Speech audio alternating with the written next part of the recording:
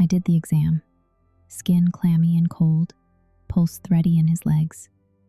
But my mind was on the backlog.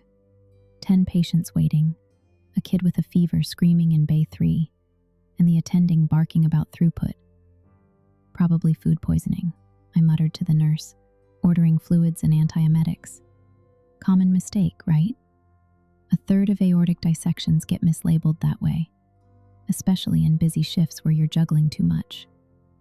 But I didn't order the CT angio, didn't chase the D-dimer test that might have flagged it, sent him to observation, thinking he'd stabilize by morning. By 4 a.m., alarms blared. Rupture. The aorta had torn open like wet paper, blood flooding his chest. Cardiorespiratory arrest hit fast.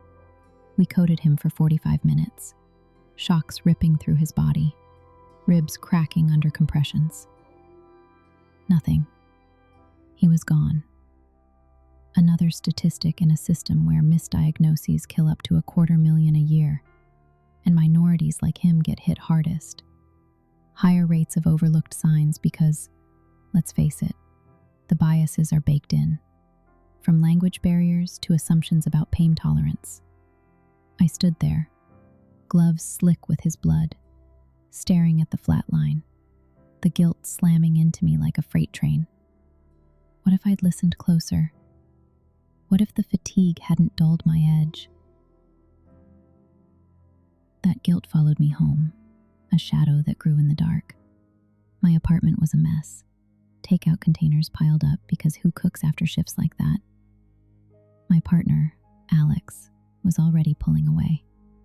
We'd fought that morning about my absences, how I came home hollow, snapping at nothing. "You're not you anymore," he'd said. I loved him, but the job was a vampire, sucking the life out. That night, I collapsed on the couch, but sleep was a joke. Instead, I replayed the exam in my head, an obsessive loop. Martin's skin under my fingers, cold and slick with sweat. The faint discrepancy in his pulses that I dismissed as dehydration. Classic sign for aortic dissection, overlooked in 1 in 5 initial presentations. Why hadn't I caught it? The delay had killed him.